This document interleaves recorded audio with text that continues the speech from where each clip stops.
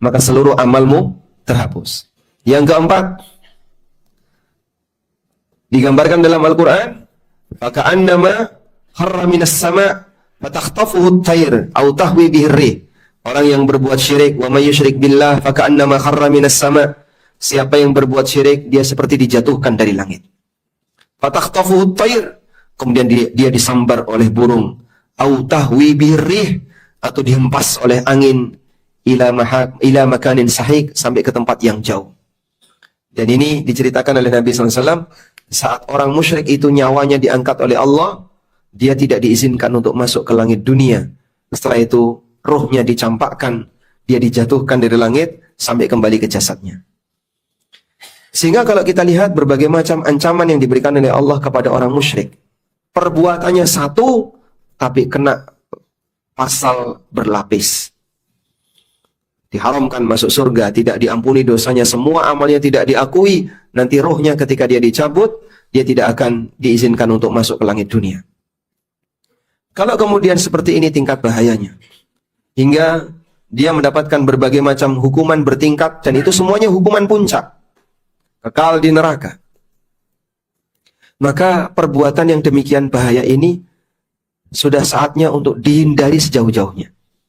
Dan ketika ada sesuatu yang berbahaya, kita perlu mengambil jarak aman lebih jauh. Karena ini berbahaya. Zina itu berbahaya. Maka larangan dalam Al-Quran, kalimatnya bukan la taznu, janganlah kalian berzina. Tapi larangannya gimana? La taqrabu az-zina, jangan kalian dekati zina. Sebab ini harus ada jarak aman, di mana seseorang kalau mendekati ini bisa berbahaya. Kita sepakat bahwasanya ketika ada sesuatu yang punya potensi bahaya, maka harus ada titik aman dan kita tidak boleh mendekatinya. Jarak aman syirik ini dibuat oleh Nabi SAW sangat jauh. Sampai ketika ada peluang apapun yang bisa mengarah kepada kesyirikan, Rasulullah SAW melarangnya. Disitulah dalam syariat ini diajarkan ada yang namanya sadduz dzari'ah, menghalangi jalan, menghalangi celah terjadinya potensi maksiat. Karena kalau potensi maksiat ini boleh didekati, bisa berbahaya. Bapak lihat macan dengan lihat monyet, jarak amannya sama atau beda? Sama atau beda? Beda. Lebih jauh mana, Pak? Monyet atau macan? Karena ketika kita mendekati itu bisa beresiko besar. Karena itu kita akan lihat bagaimana cara Nabi SAW mengajarkan kepada umatnya untuk mengamankan tauhid. Sebab kalau tauhid ini gagal, walaupun mungkin orangnya rajin ibadah di sisi yang lain, tapi semuanya tidak ada artinya. Karena orang yang berbuat syirik, kata Allah, la yahbatanna amalu, seluruh amalmu terputus. Baik. Yang pertama, dalil yang pertama tentang bagaimana Nabi SAW mengajarkan agar kita menjauhi potensi kesyirikan. Nabi SAW melaknat praktek yang dilakukan oleh kaum sebelum kita. Disebabkan karena mereka melakukan pengagungan terhadap kuburan orang-orang soleh di tengah mereka. Seperti yang diceritakan oleh Abdullah bin Abbas dan juga oleh Aisyah radhiyallahu anha. Lamma nazala bi Rasulillah sallallahu alaihi wasallam, tafiqa yatrahu khamisatan ala wajhi. Ketika Nabi SAW mendekati wafatnya, Nabi SAW menutupkan kain selimut di atas wajah beliau. Fa idza ghamma kashafaha an wajhi. Ketika beliau sudah mulai kesulitan untuk bernafas, beliau buka selimut itu. Faqala, dalam situasi seperti itu beliau mengatakan, laknatullah 'alal yahudi wan nasara. Allah melaknat Yahudi dan Nasrani, ittakhadhu qubur anbiya'ihim masajid. Mereka telah menjadikan kuburan para nabi mereka sebagai masjid. Praktek menjadikan kuburan sebagai masjid pernah dilakukan oleh Yahudi dan Nasrani, dan Nabi SAW menyampaikan laknatullah. Di situ ada dua makna. Makna doa, makna berita. Kalau makna doa, berarti kita terjemahkan, semoga Allah melaknat Yahudi dan Nasrani. Kalau dimaknai dengan berita, Allah telah melaknat Yahudi dan Nasrani yang menjadikan kuburan para nabi sebagai masjid. yuhadziru ma sana'u, kata Ibnu Abbas dan Aisyah radhiyallahu anhuma, beliau memperingatkan dari perbuatan yang telah mereka kerjakan. Hadis ini riwayat Bukhari. Kita tidak akan kesulitan untuk menilai hadis ini sebagai hadis yang sahih, karena disebutkan sebagai riwayat Bukhari. Baik. Sehingga jika perbuatan itu dilakukan oleh Yahudi dan Nasrani dan dilaknat oleh Nabi SAW, maka kalau kaum muslimin meniru praktek seperti itu, sama dengan mendekati laknat. Sama dengan mendekati laknat. Karena ketika Nabi SAW memperingatkan kesalahan yang dilakukan oleh kelompok masa silam, umat masa silam, seperti Yahudi atau Nasrani atau umat yang lainnya, jika kemudian ditiru oleh kaum muslimin, berarti mereka sama dengan mendekati celaan yang diberikan oleh syariat kepada Yahudi dan Nasrani. Baik, ini dalil yang pertama. Yang kedua, hadis dari Ali bin Abi Thalib radhiyallahu anhu.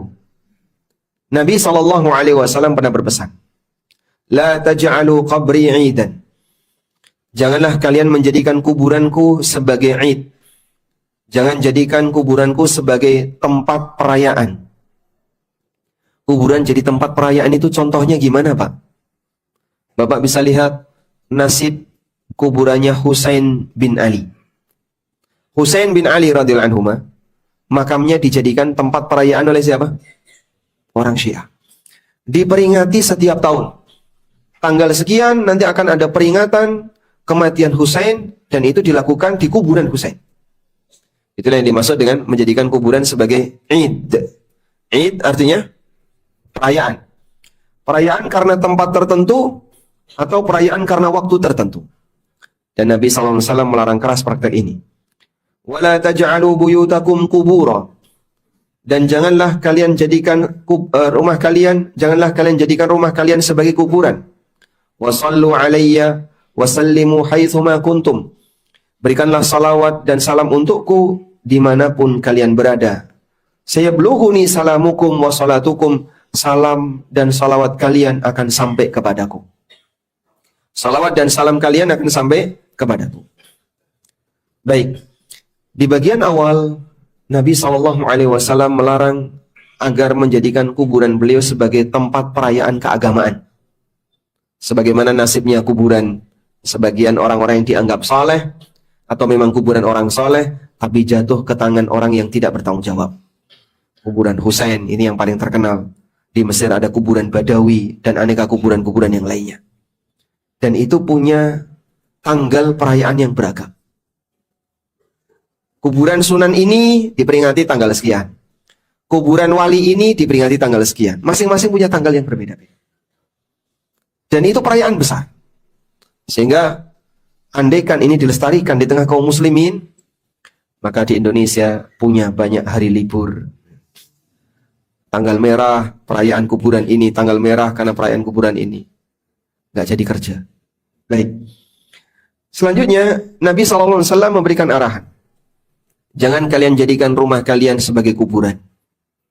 Yang dimaksud jangan jadikan rumah sebagai kuburan itu apa, Pak? Jangan jadikan rumah itu kosong dari ibadah. Sebagaimana layaknya kuburan. Sehingga sifat kuburan itu tidak sebagaimana sifat tempat ibadah. Maka Nabi SAW ketika memberi saran agar rumah kita dijadikan sebagai tempat ibadah, beliau kontraskan dengan kuburan. Jangan kalian jadikan rumah kalian seperti layaknya kuburan. Yang kuburan itu bukan tempat ibadah. Sehingga rumah itu kalau bisa dijadikan sebagai apa? Tempat ibadah. Untuk salat sunnah, untuk baca Al-Quran, terutama surat Al-Baqarah, agar rumahmu tidak seperti kuburan yang sunyi dari ibadah. Dan demikian jelasnya Rasulullah SAW mengkontraskan antara rumah dengan kuburan untuk menunjukkan bahwasanya kuburan itu bukan tempat ibadah. Lalu beliau menyampaikan, silahkan kalian berikan salawat dan salam untukku haitsu ma kuntum, dimanapun kalian berada. Sehingga Bapak Ibu bisa perhatikan ini. Dalam kegiatan memberi salawat dan salam untuk Nabi SAW, di sana ada waktu yang istimewa, tapi tidak ada tempat yang istimewa. Sehingga kalau Anda tanya, untuk memberi salawat dan salam kepada Nabi SAW itu di tempat mana yang paling dianjurkan? Di semua tempat. Artinya tidak harus datang ke Madinah. Anda tidak harus datang mendekat ke makam Nabi SAW untuk memberikan salam kepada Rasulullah SAW. Di Cibinong bisa nggak Pak? Bisa. Di pelosok Bogor? Bisa. Di pelosok Jogja? Bisa. Di semua kota? Bisa. Tidak ada tempat khusus untuk bersalawat. Tapi ada hari khusus untuk bersalawat. Di mana kita dianjurkan untuk memperbanyak salawat di hari itu. Hari apa? Hari Jumat. Maka ada waktu istimewa bersalawat, tapi tidak ada tempat istimewa untuk bersalawat. Dan itu kemudahan bagi kaum muslimin. Hari Jumat itu ada di mana, Pak? Di semua tempat. Di Indonesia ada hari Jumat, sebagaimana di Saudi ada hari Jumat. Di benua yang lain ada hari Jumat. Kemudahan bagi umat Islam, mereka diberi kesempatan yang sama sebagai bentuk rasa cintanya kepada Nabi SAW. Sampaikan salawat dan salam kalian untuk Rasulullah SAW. Dan salawat dan salam itu doa untuk Nabi SAW. Diperintahkan oleh Allah Subhanahu wa taala, "Innallaha wa malaikatahu yusallun 'alan nabi." Sesungguhnya Allah dan para malaikatnya memberikan salawat untuk Nabi. Kemudian kita sebagai hamba Allah diperintahkan, "Ya ayyuhalladzina amanu sallu alaihi wa sallimu taslima." Wahai orang yang beriman, berikanlah salawat dan salam untuk beliau. Baik. Dan salawat dengan salam ini beda dengan pengagungan. Karena Nabi SAW diutus oleh Allah untuk mengagungkan Allah, bukan untuk mengagungkan diri beliau. Makanya salah kalau ada orang yang dia pengagungan kepada Nabi SAW melebihi pengagungannya kepada Allah. Bahkan ada yang memberikan pujian untuk Nabi SAW dengan pujian yang itu hanya layak diberikan kepada Allah. Karena itu, memuji Nabi SAW boleh atau tidak? Boleh atau tidak? Boleh, tapi dibatasi. Tapi kalau memberikan salawat, silahkan diperbanyak. Sehingga beliau pernah mendengar ada sahabat yang memuji Rasulullah SAW, lalu dilarang oleh beliau. La tatruni kama atratin nasara ibna Maryam. Janganlah kalian mengkultuskan aku sebagaimana orang Nasrani mengkultuskan Isa bin Maryam. Innama ana abdun, faqulu abdullahi wa rasul. Aku adalah seorang hamba, maka sampaikan, sebut aku Abdullah wa rasul. Beliau tidak mau dipuji melebihi dari kadar. Karena melebihi dari kadar, itu bentuk kultus. Dan semua bentuk kultus dalam syariat ini dilarang. Sebab ini bisa mengarah kepada praktek kesyirikan. Baik. Cuman terkadang salawat itu diramu dengan pujian. Depannya salawat, ujungnya pujian. Akhirnya ketika kita peringatkan, tidak boleh seperti itu. Mereka beralasan apa? Salawat kok dilarang.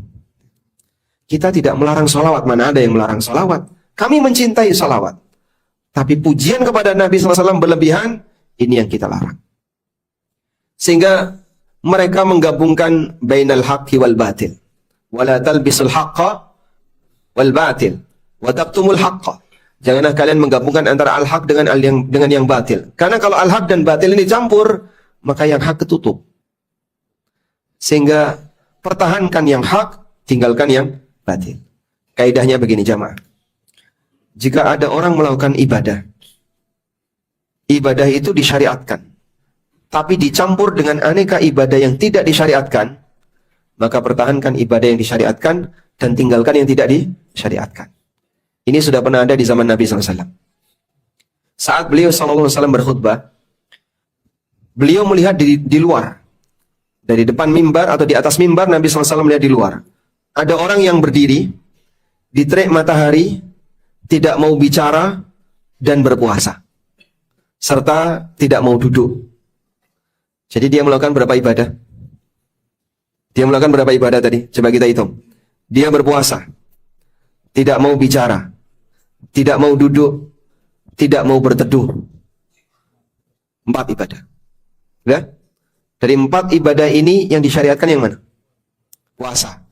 3 sisanya tidak disyariatkan. Maka Nabi SAW bertanya, itu kenapa?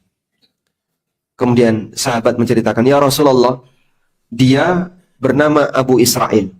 Bernazar untuk berpuasa di bawah terik matahari, tidak mau berteduh, tidak mau duduk, dan tidak mau bicara.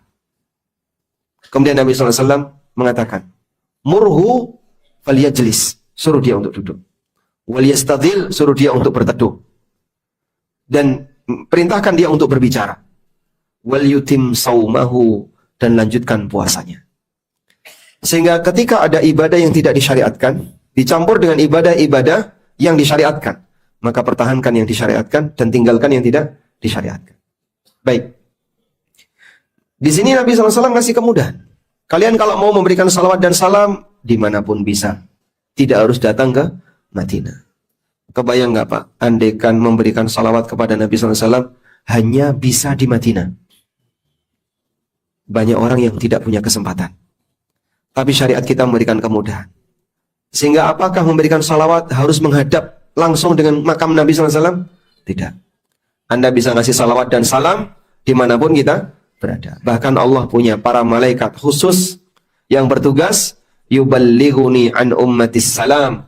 Mereka mengantarkan salam dari umatku kepadaku. Di sini kalau Bapak mengucapkan Allahumma salli wa sallim ala Muhammad, malaikat ini akan mengantarkan, wahai Muhammad, si A dari kota Cibinong memberikan salawat dan salam untukmu. Baik. Karena itu para ulama mengingkari kalau ada orang yang mau berangkat ke Madinah, terus dia titip salam untuk Nabi SAW. Kenapa kau titip salam? Loh, kamu kan mau ke Madinah, mau ziarah ke makam Rasulullah SAW. Iya, saya nanti mau ke Madinah, saya mau berusaha untuk masuk Raudhah, ziarah ke makam Nabi SAW. Tapi untuk menyampaikan salam, kau tidak perlu titip ke aku. Sampaikan di sini, yang nganterin malaikat. Jadi mana yang lebih cepat? Ya, subhanallah. Maka disinilah kemudahan yang telah diberikan oleh syariat, namun terkadang orang mempersulit dirinya. Baik, selanjutnya. Nabi SAW juga melaknat praktek Yahudi dan Nasrani, dan karena alasan ini makam beliau SAW tidak ditaruh di luar. Sebagaimana keterangan Aisyah radhiyallahu anha, beliau mengatakan, Rasulullah SAW bersabda, la'anallahu al-yahuda wan nasara ittakhadhu qubur anbiya'ihim masajid. Allah melaknat Yahudi dan Nasrani. Mereka menjadikan kuburan para nabi mereka sebagai masjid. Qala, kata Aisyah, qala qultu. Lalu kata Aisyah, walaula dzalika ubriza qabruhu ghaira annahu khusyya ayyuttakhadha masjida. Andaikan bukan karena alasan ini, tentu makam Nabi SAW akan ditaruh di luar. Ditaruh di Baqi atau di tempat yang lain. Namun makam beliau ada di mana? Di rumah Aisyah. Karena dikhawatirkan kalau ditaruh di luar akan dikuasai oleh orang lain lalu dijadikan masjid. Andaikan makam Nabi SAW ditaruh di Baqi, mungkin ada dua masjid di situ, Masjid Nabawi dan Masjid Makam Nabi SAW. Sehingga kalau kita lihat di sini, alasan mengapa Nabi SAW dimakamkan di rumah Aisyah, untuk alasan keamanan. Untuk alasan apa? Salah satunya adalah alasan keamanan. Karena ditegaskan, ditakutkan kalau ditaruh di luar, maka makam beliau dijadikan sebagai masjid. Sehingga ini menunjukkan bahasanya manusia yang mengajarkan tauhid, Rasulullah SAW diamankan oleh Allah kuburannya. Dengan Allah Subhanahu wa taala jadikan kuburan itu ada di wilayah keluarga yang menjaga tauhid. Ditaruh di dalam rumah Aisyah. Sehingga orang kalau mau ngalap berkah misalnya, atau orang yang mau menyalahgunakan makam Nabi SAW, dia harus berhadapan dengan tuan rumah. Sementara tuan rumahnya adalah orang yang menjaga tauhid. Sehingga karena alasan ini, kuburan Nabi SAW tidak ditaruh di luar. Selanjutnya, yang keberapa? Keempat. Tidak ada riwayat selama perjalanan dakwah Nabi SAW beliau menelusuri kuburan dan makam para nabi sebelumnya. Sebagaimana yang dilakukan oleh orang sekarang ya. Cari di mana makam para wali. Lalu diklaim, ini makamnya wali A, wali B, wali C, dan seterusnya. Dan nanti akan disediakan tempat parkir, lalu dijadikan sebagai wisata religi, bisa meningkatkan perekonomian masyarakat sekitar, dan seterusnya. Tapi dengan cara kesyirikan. Sajen di kuburan. Coba carikan satu dalil. Jumlah nabi kan banyak. Ada berapa, Pak? Jumlah nabi ada berapa? 124.000 nabi. Dengan jumlah sekian, yang Rasul kurang lebih 300 sekian belas Rasul. Pernah nggak Rasulullah SAW napak tilas atau melakukan penelusuran untuk mencari titik-titik makam para nabi? Karena jumlahnya banyak sekali. Masa di Jazirah Arab nggak ada? Padahal ada beberapa nabi yang mereka adalah orang Arab. Nabi Hud, Nabi Saleh, Nabi Syuaib, itu orang Arab. Lalu makamnya sekitar Jazirah Arab, di Syam juga banyak. Tapi tidak ada satupun riwayat Nabi SAW berdoa kepada Allah, Ya Rab, tunjukkan aku di mana makam Nabi Adam, di mana makam Nabi Hud, di mana makam Nabi Fulan, Nabi Fulan. Ada, Pak? Tidak. Padahal bisa nggak Allah menunjukkan itu, Pak? Sangat mudah. Dan jasadnya para nabi itu utuh. Karena Allah Subhanahu wa Ta'ala mengharamkan bumi untuk makan jasadnya para nabi. Allah haramkan bumi untuk makan jasadnya nabi. Sehingga jasadnya nabi itu utuh. Andai kan dilakukan penggalian untuk membuktikan kebenaran. Di sini ada makam Nabi Hud misalnya. Ada makam Nabi Saleh. Mungkin nggak, Pak? Mungkin. Pada waktu Nabi SAW berjalan ke arah Tabuk. Tabuk itu di mana, Pak? Utara jauh Madinah. Perjalanan ketika itu 1 bulan. Dan ketika beliau melewati daerah Hijr, yang mungkin kanan kirinya pernah ditempati oleh Nabi Saleh, barangkali ini dekat dengan makamnya Nabi Saleh. Tapi Rasulullah SAW meminta para sahabat, percepat langkah kalian, jangan berhenti, agar kita bisa melewati daerah ini dengan cepat. Ada nggak beliau mencari, kita ziarah dulu yuk ke makam Nabi Saleh? Ada kayak gitu, Pak? Tidak ada. Atau kita coba cari makam Nabi Musa, kan sebentar lagi sudah sampai Syam. Tabuk itu dengan Syam sakpelintengan, Pak. Sakpelintengan itu bahasa ya, sejarak 1 lemparan batu. Nggak jauh. Dan beliau tahu di mana makam Nabi Musa alaihissalam. Seperti yang disebutkan dalam hadis riwayat Bukhari Muslim. Dari Abu Hurairah radhiyallahu anhu, Rasulullah SAW pernah mengatakan, Nabi Musa alaihissalam meminta kepada Allah Ta'ala agar diwafatkan di dekat Baitul Maqdis. Kata beliau, "Lau anni indahu la araitukum qabrah."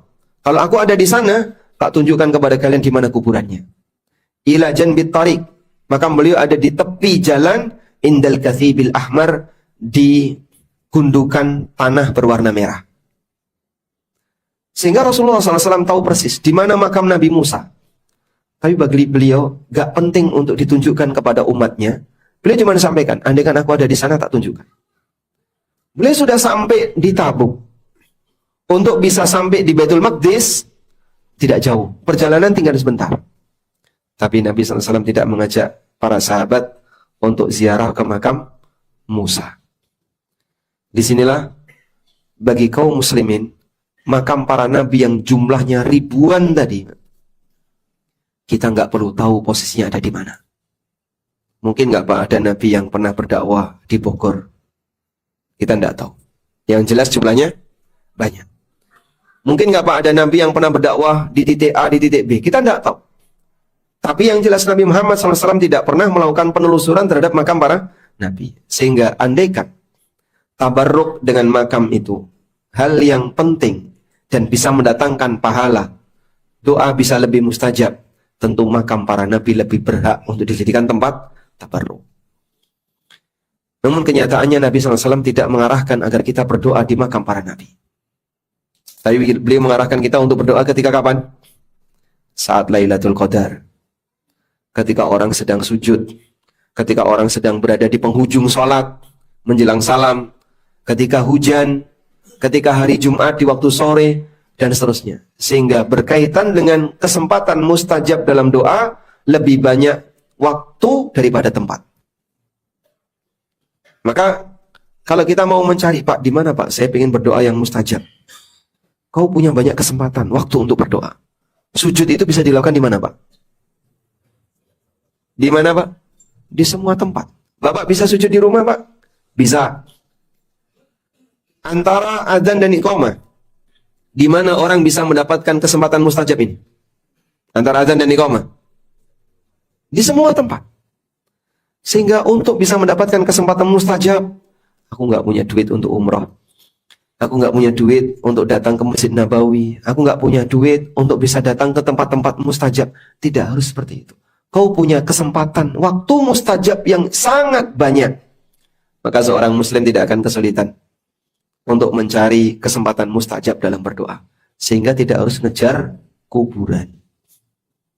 Karena kuburan bukan tempat yang mustajab untuk berdoa.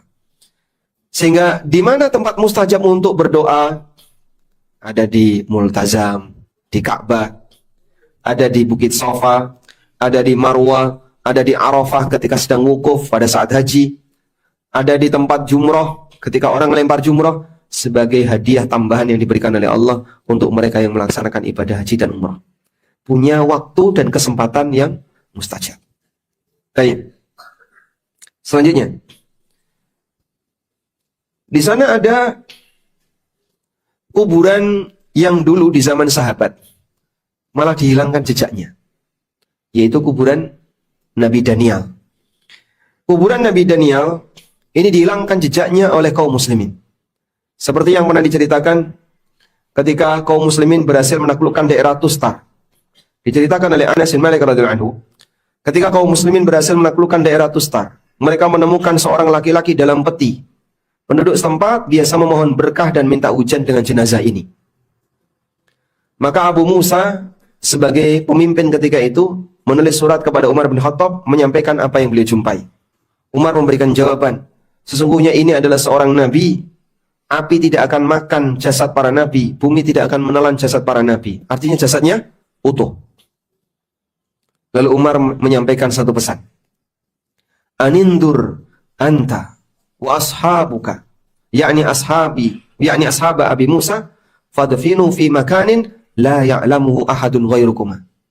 Coba kamu rembukan dengan orang yang dekat dengan kamu, lalu buat keputusan, kuburkan dia di sebuah tempat yang dimana siapapun tidak tahu kecuali kalian berdua.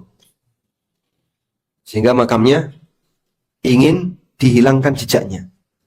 Karena jasad Nabi Daniel ini dipakai oleh masyarakat setempat kalau mereka sedang kesulitan atau sedang mengalami musim paceklik, jasadnya ditaruh luar, terus mereka berdoa.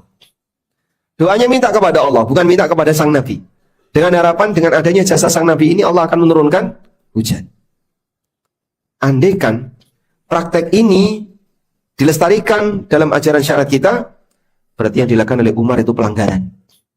Kenapa kau hilangkan kesempatan tabarruk yang seharusnya bisa dilakukan untuk kaum muslimin? Berarti kan seharusnya gimana, Pak? Jasad itu harusnya dikasih peti, diamankan. Nanti kalau kaum muslimin mengalami kesulitan, jasadnya dikeluarkan, terus kita doa bareng-bareng di dekat jasad itu. Kira-kira apa yang terjadi kalau itu dilestarikan? Namun ternyata sikap Amirul Mukminin tidak demikian. Apa yang dilakukan oleh Umar? Beliau minta, makamkan dia di tempat yang tidak ada satupun orang yang tahu kecuali kalian berdua. Abu Musa al-Asy'ari dengan teman dekatnya. Atau orang yang diajak untuk bermusyawarah. Dalam riwayat yang lain dari Abul Aliyah, beliau menceritakan, lamma iftatahnal Tustar, ketika kami berhasil menaklukkan daerah Tustar, wajadna fi baiti malil Hurmuzan sariran alaihi rajulun mayyit. Kami menjumpai di gedung sebagai tempat menyimpan harta di area Hurmuzan ada sebuah peti dan di dalamnya ada mayit.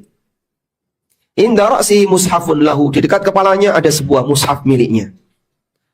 Fa akhadhal mushaf, kami pun mengambil mushaf tadi. Wa hamalnahu ila Umar, dan kami bawa kepada Umar bin Khattab radhiyallahu anhu.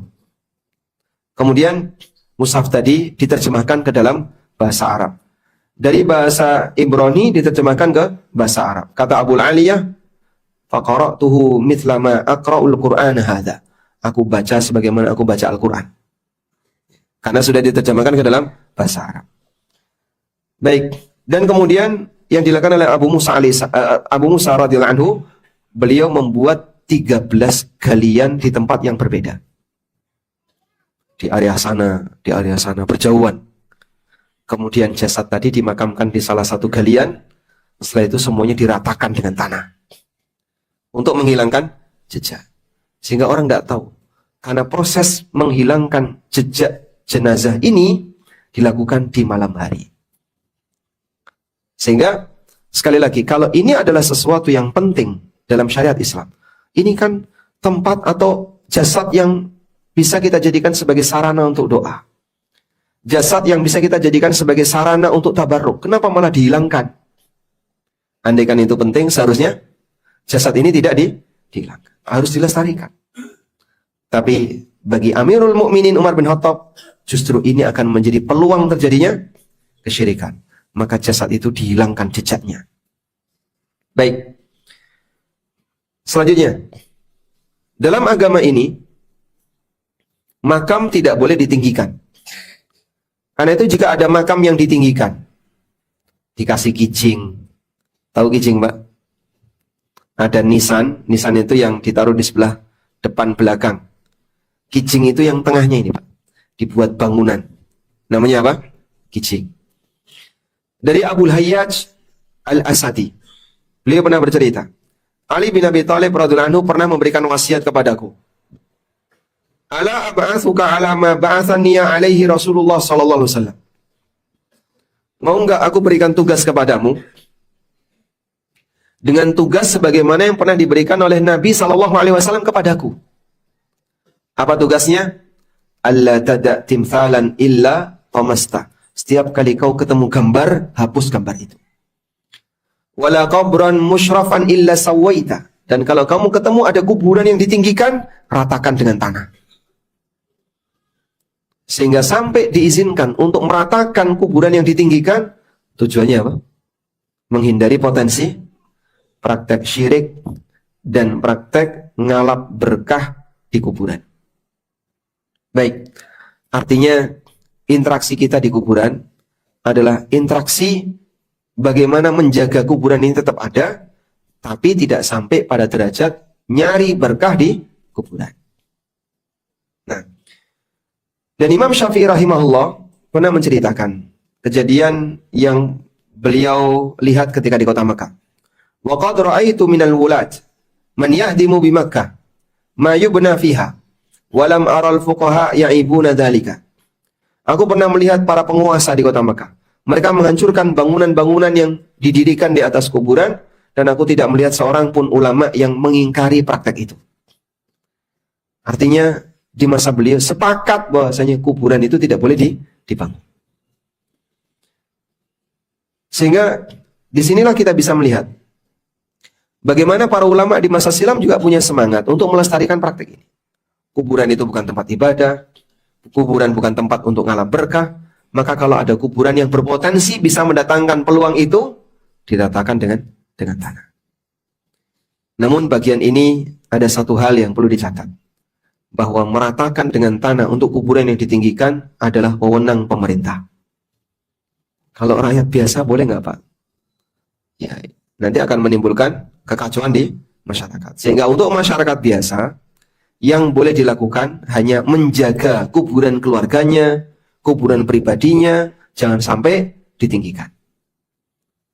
Mumpung belum terjadi, pertahankan. Karena kalau sudah dipasangi seperti itu, bongkarnya lebih sulit daripada mempertahankan. Karena kalau sampai, ini kan kuburan bapak saya, kijingnya mau saya bongkar, Anda akan berhadapan dengan masyarakat. Walaupun itu kuburan bapaknya sendiri. Baik, dari sinilah kita semua bisa mendapatkan kesimpulan bahwasanya dalam Islam yang namanya makam itu bukan untuk tempat disucikan, diagungkan, tapi bagaimana makam itu dipertahankan. Karena itu kaum muslimin diajarkan berkaitan dengan makam. Menghina makam dilarang.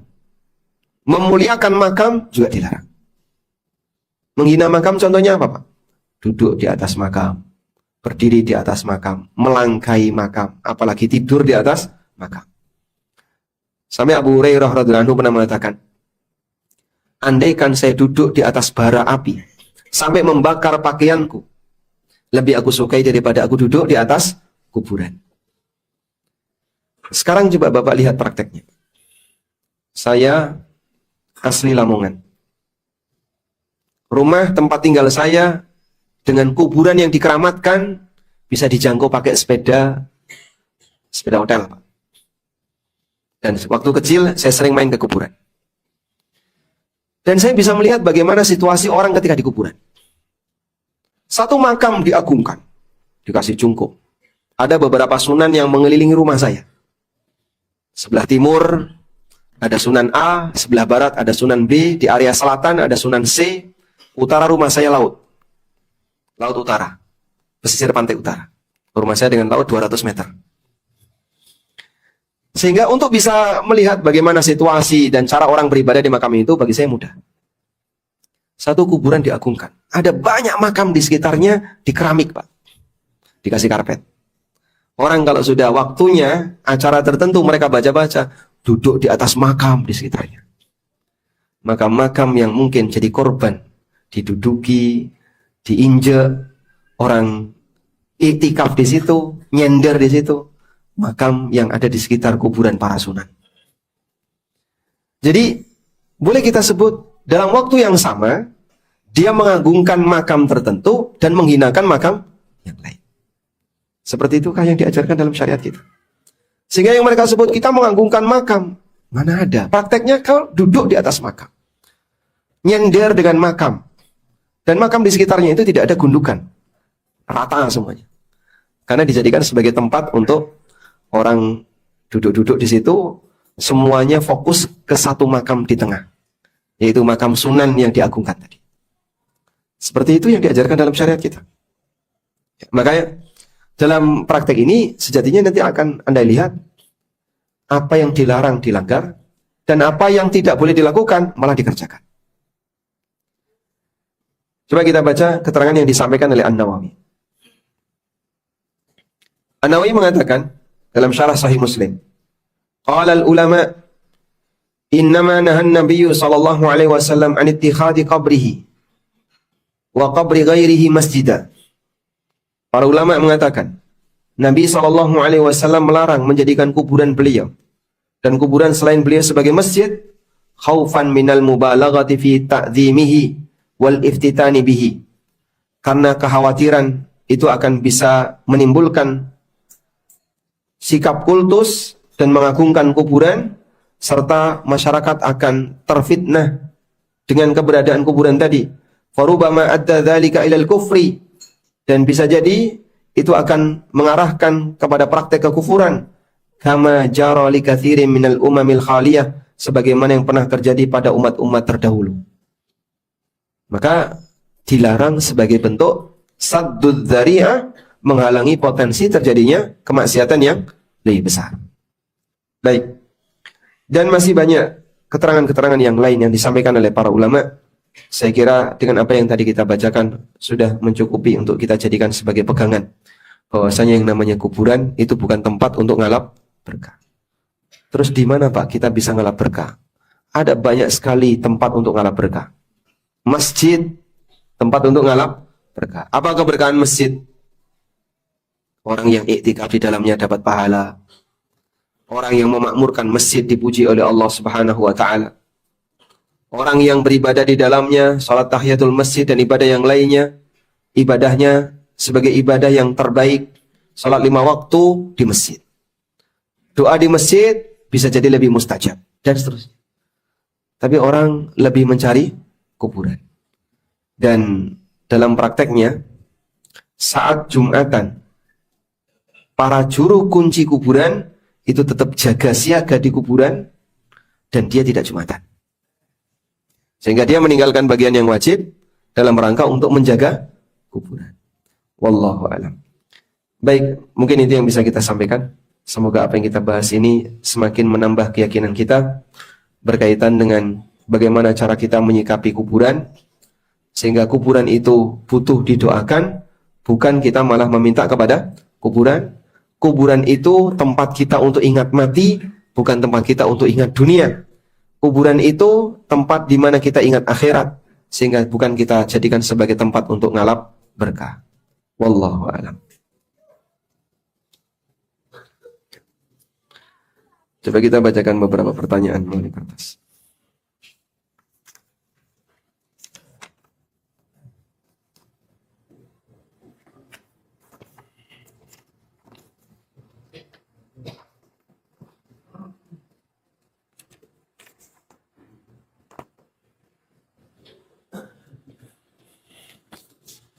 Saya sedang mencari pertanyaan terkait kuburan tapi nggak nemu. Semuanya masalah muamalah dan warisan. Gimana?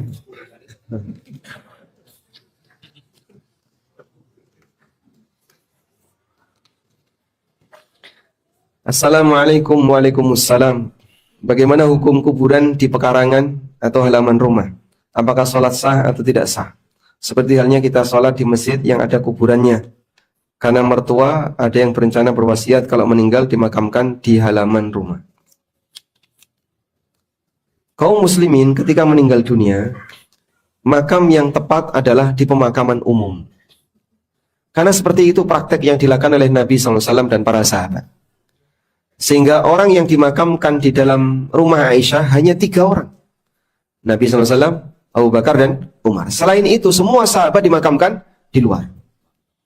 Bahkan ketika Utsman bin Affan meninggal dunia, keluarga Utsman itu berharap agar jasadnya Utsman bisa dimakamkan di rumah Aisyah. Tapi ketika itu ada pihak yang nggak setuju, sehingga dikhawatirkan nanti akan menimbulkan chaos. Akhirnya keluarga Utsman ngalah. Ya sudah, makamkan saja di luar. Akhirnya Utsman dimakamkan di mana? Di Baqi sebagaimana sahabatnya. Padahal beliau Amirul Mukminin, termasuk di antara Khulafaur Rasyidin. Tapi Utsman dimakamkan di luar. Demikian pula sebagian raja di masa silam pengen dimakamkan di situ, tapi dilarang. Tidak boleh siapapun dimakamkan di situ kecuali 3 orang. Padahal sudah berlalu sekian ribu tahun, tapi dipertahankan tidak boleh ada yang dimakamkan di rumah Aisyah selain 3 orang. Coba Pak, andaikan Raja Saudi minta, aku pengen dimakamkan di situ.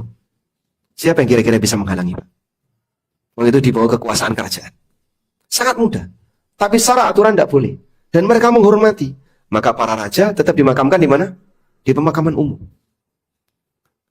Salah satu pengaruh besar dari peristiwa meninggalnya Raja Abdullah sebelum King Salman, Raja Abdullah. Pemakaman Raja Abdullah itu di mana Pak? Di pemakaman umum. Dengan kondisi yang sangat sederhana, ketika itu ditayangkan di TV, di medsos, ada orang Eropa yang keheranan. Raja seperti ini perlakuannya. Sampai membuat dia masuk Islam. Sehingga ada orang yang kematiannya bisa menjadi sumber hidayah bagi yang lain. Saat sang raja ini meninggal dunia, dimakamkan dengan cara sederhana, membuat sebagian orang non-muslim terheran. Sampai dia masuk Islam. Maka kita menghormati orang yang sudah meninggal. Tapi ada batasnya. Memang kalau dimakamkan di pekarangan rumah, mungkin lebih terjaga, lebih terawat. Dalam arti tidak digusur sama yang lain. Tapi sekiranya makam di tempat umum masih bisa disikapi dengan baik, bisa dijaga. Di sini makam kalaupun mau ditumpui, ya kurang lebih 10 tahun baru ditumpui. Masih banyak titik-titik kosong. Kami sarankan sebaiknya Anda makamkan keluarga Anda di pemakaman umum. Kalau sudah berwasiat Pak, sebelum beliau wafat mungkin diberitahu. Bagaimana kalau nanti Bapak tidak berwasiat seperti itu? Nanti Bapak akan tetap kami makamkan di tempat umum dan insya Allah kami akan jaga makam Bapak. Sudah? Andaikan makam itu hilang, mungkin ya, di antara kita punya kerabat yang makamnya di tanah asal kelahiran. Sudah belasan tahun tidak pernah kita kunjungi. Begitu kita berkunjung ke sana, Masya Allah, kemarin tuh ada di tepi sini kok, sekarang nggak tahu ada di mana. Ternyata ada pelebaran makam. Sehingga hilang alamat makam. Posisi makam ada di mana hilang. Nggak ketahuan. Baik. Kalau makam itu hilang, apakah amal hamba itu hilang Pak? Jadi yang perlu dikhawatirkan bagian mana kalau makam itu hilang? Aku nggak bisa mendoakan. Kau bisa mendoakan di tempat manapun. Walaupun tidak ketemu makamnya. Karena bukan syarat mendoakan orang yang meninggal tepat harus berdiri di dekat makam. Bisa nggak kita mendoakan orang tua kita yang sudah meninggal padahal makam beliau jauh dari posisi kita? Sangat bisa. Karena doa itu untuk orang yang sudah meninggal tidak dibatasi oleh tempat. Maka makam para nabi yang sudah hilang, kita nggak tahu di mana titik makam para nabi itu dengan tepat. Bisa nggak kita doakan para nabi itu? Bisa. Misalnya kita menyebut nama Nabi A, Nabi Hud alaihissalam, Nabi Saleh alaihissalam. Sehingga makam para nabi yang hilang bukan berarti amalnya hilang. Oleh karena itu, tidak ada keharusan bagi orang yang masih hidup untuk menjaga dan mencari makam yang hilang. Wallahu a'lam.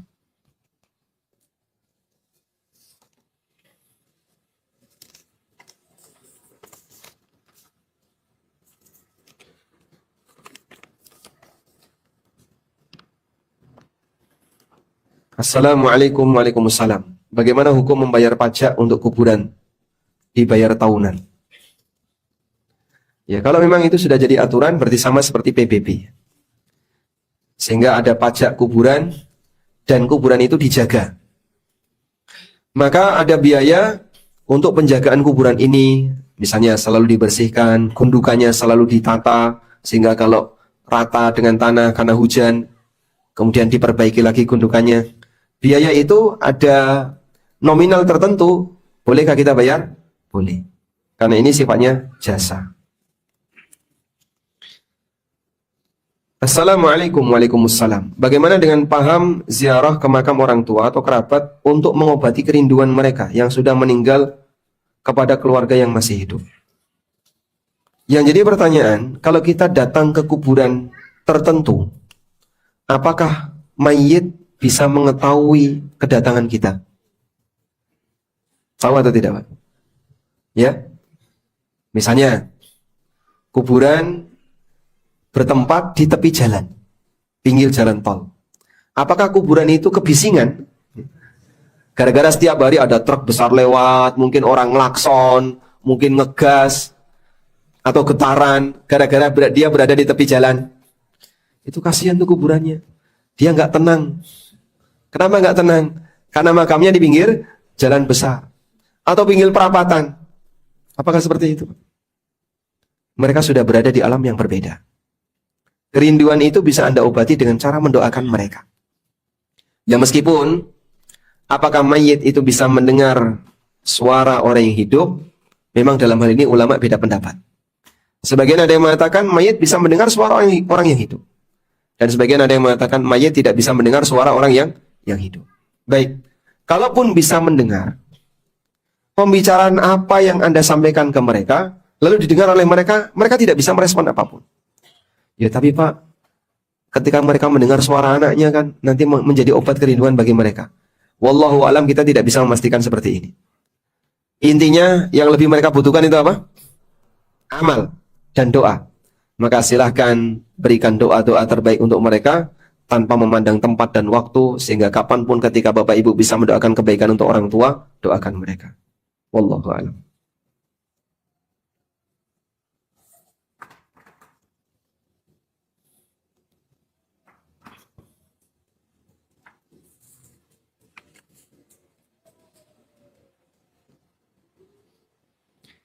Assalamualaikum warahmatullahi wabarakatuh. Waalaikumsalam warahmatullahi wabarakatuh. Suami mendapatkan sebidang tanah dari ibunya dan pesan kakaknya. Dulu ibunya pernah berpesan bahwa tanah tersebut untuk suami. Ibunya sudah meninggal. Apakah itu termasuk warisan atau hibah? Kalau itu warisan, tidak sesuai dengan perhitungan warisan. Pesan tersebut disampaikan kakaknya setelah ibunya meninggal. Apakah ini sesuai syariat? Karena saudaranya telah mendapatkan tanah atau rumah masing-masing sejak mereka menikah. Baik. Pesan yang ditunaikan pasca meninggal itu namanya wasiat.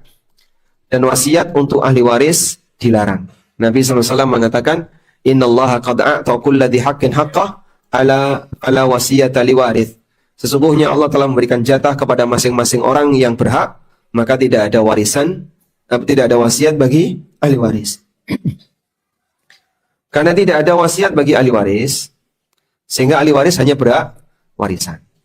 Lalu bagaimana dengan pesan tadi? Pesan tadi, jika tujuannya adalah untuk mengoreksi hibah, Koreksi hibah itu apa sih Pak? Ibu atau bapak pernah memberikan hibah kepada semua anaknya kecuali satu anak. Satu anak ini belum dikasih. Maka kemudian sang ibu berpesan, nanti kalau ibu meninggal, kasihkan tanah ini ke anak si A ini.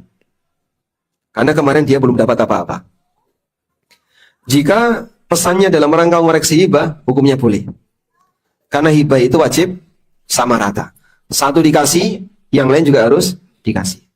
Jika dalam praktek hibah ada sebagian anak dikasih dan ada anak yang tidak dikasih sampai orang tua meninggal, maka yang tidak dikasih tadi boleh minta kepada yang pernah dikasih agar sama rata. Karena hibah yang tidak rata, sebagian diberi dan sebagian tidak diberi, termasuk di antara praktek kezaliman, dan zalim tidak boleh dibiarkan. Sehingga kalau terjadi kezaliman, yang harus dilakukan oleh kaum muslimin adalah mengembalikan kepada prinsip keadilan. Wallahu a'lam. Assalamualaikum. Waalaikumsalam. Adakah anjuran untuk ziarah kubur sebelum puasa Ramadan? Kami tidak mengetahui adanya dalil tentang itu. Karena ziarah kubur bisa dilakukan di setiap waktu. Tapi jika ziarah kubur sebelum Ramadan disebabkan karena latar belakang keyakinan, Pak, katanya, kata siapa? Katanya Pak, kalau bulan Sya'ban arwah itu gentayangan. Ada yang pulang ke rumahnya. Begitu arwah itu sampai ke rumah, loh kok penghuninya bukan anak saya? Oh, ternyata rumahnya sudah dijual. Ruhnya kecewa. Anaknya durhaka. Telah menjual rumah peninggalannya tanpa izin orang tuanya. Oh, orang tuanya sudah mati. Terus gimana ini ya? Saya mau pulang kemana? Anakku ada di mana? Bingung dia. Karena pindah nggak pamit-pamit kan? Nah, ini keyakinan konyol yang terjadi di masyarakat. Dari mana asal usulnya? Katanya Pak. Keyakinan kok katanya itu gimana? Karena banyak orang ya membangun akidah asalnya dari mana Pak? Budaya, Pak. Pemahaman lingkungan masyarakat. Sehingga orang Jawa kalau ditanya, ini Bapak yakin seperti ini dari mana? Jari ini Mas. Tahu jari ini Pak? Jari ini, katanya. Masya Allah. Dan itu banyak sekali Pak. Sampai kalau dikumpulkan bisa jadi al-aqidah al-jariniyah. Kumpulan akidah jari ini. Subhanallah, akidah kok dibangun di atas katanya. Dan orang jahiliyah di masa silam kan seperti itu ya akidahnya. Sehingga saat mereka diperintahkan, wa idza qila lahum ittabi'u ma anzalallah, saat mereka diperintahkan ikutilah apa yang Allah turunkan, apa kata mereka? Qalu bal nattabi'u ma alfaina alaihi aba'ana. Kami mengikuti apa yang kami jumpai dari peninggalan leluhur kami. Sehingga keyakinan mereka mengikuti keyakinan kata leluhur, kata orang dulu, katanya. Berbudaya boleh, tapi jangan jadikan budaya sebagai sumber akidah. Karena kalau budaya dijadikan sebagai sumber akidah, berarti budaya sudah dijadikan sekelas agama, dan itu tidak boleh. Wallahu a'lam.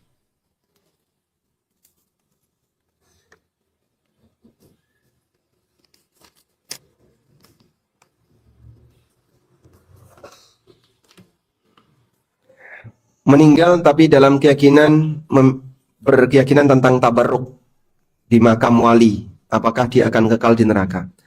Tabarruk di makam itu tidak sampai pada tingkatan kesyirikan. Namun praktek ini masuk dalam kategori mendekati area kesyirikan. Makanya dilarang di posisi saddud dzari'ah, untuk menutup celah terjadinya potensi kesyirikan. Sehingga kuburan ditinggikan tidak boleh dijadikan sebagai masjid. Kuburan Nabi SAW diamankan, dan beliau melaknat praktek orang masa silam yang mengkultuskan kuburan. Ini semuanya adalah tujuannya untuk mengamankan jangan sampai tauhid ternodai karena syirik kuburan. Dan sejarah kesyirikan sejak masa silam disebabkan karena peninggalan orang yang sudah mati, baik kuburannya maupun napak tilasnya. Ini dulu bekas tempat ibadahnya Kiai A, Sunan B, Kanjeng C. Lalu kemudian petilasan itu diapain? Diagungkan, dijadikan sebagai tempat untuk beribadah. Orang kumpul di situ iktikaf. Nah, seperti inilah potensi yang dilarang dalam syariat kita. Wallahu a'lam. Assalamualaikum, waalaikumsalam. Kadang saya ketika lewat di kuburan merasa merinding. Karena takut. Waktu kecil di kampung saya sering ditakuti. Kalau di kuburan itu banyak setan. Ada genderuwo, ada pocong, dan seterusnya. Apakah termasuk kesyirikan? Karena takut pada setan. Takut pada setan itu syirik atau tidak? Ya? Takut pada pocong, genderuwo, syirik atau tidak? Tidak. Takut karena melihat wajah yang buruk, wajah yang menyeramkan, yang menakutkan, syirik atau tidak? Itu manusiawi. Maka kita dijadikan oleh Allah tidak bisa melihat jin, itu normal anugerah. Sehingga saya tidak bisa melihat jin, Bapak Ibu tidak bisa melihat jin, itu anugerah. Kenapa anugerah, Pak? Ketika kita tidak bisa melihat jin, aktivitas kita jadi lebih nyaman. Kebayang misalnya, kalau kita bisa melihat jin, Anda kebelet masuk toilet, lihat pemandangan di tembok bergelantungan, ya. Aneka jin-jin ada di situ. Kira-kira gimana? Gak bisa keluar. Kenapa gak bisa keluar? Kan malah keluar toilet. Sehingga kita gak bisa hidup nyaman. Anda berkendara misalnya di atas tol, tiba-tiba ada jin nyebrang. Kaget setiap saat. Allah Subhanahu wa taala mengatakan, innahu yarakum huwa wa qabiluhu min haitsu la tarawnahum. Sesungguhnya iblis dan bala tentaranya, yaitu para jin, bisa melihat kalian dari arah di mana kalian tidak bisa melihat mereka. Maka tidak bisa melihat jin itu anugerah. Sehingga aneh kalau ada orang yang, saya ingin nyari ilmu kanuragan, belajar bagaimana cara lihat tuyul. Buat apa, Pak? Saya ingin lihat jin, buat apa? Apa manfaatnya? Justru itu akan mengganggu kehidupan Anda. Maka tidak bisa melihat jin itu anugerah. Oleh karena itu, kalau orang merasa takut, saya takut kalau lewat sini ada penampakan dan seterusnya, ini takut yang sifatnya apa? Manusiawi. Tapi tidak ada dalil bahwa jin itu bersemayam di kuburan. Tempat yang disenangi oleh setan apa? Toilet. Nabi SAW mengatakan, inna hadal khusyus kanat muhdarrah. Sesungguhnya tempat toilet seperti ini dihadiri. Maksudnya dihadiri oleh setan. Makanya Nabi SAW ketika kita ziarah kubur, beliau tidak mengajarkan doa, Allahumma inni a'udzubika minal khubuthi wal khaba'ith.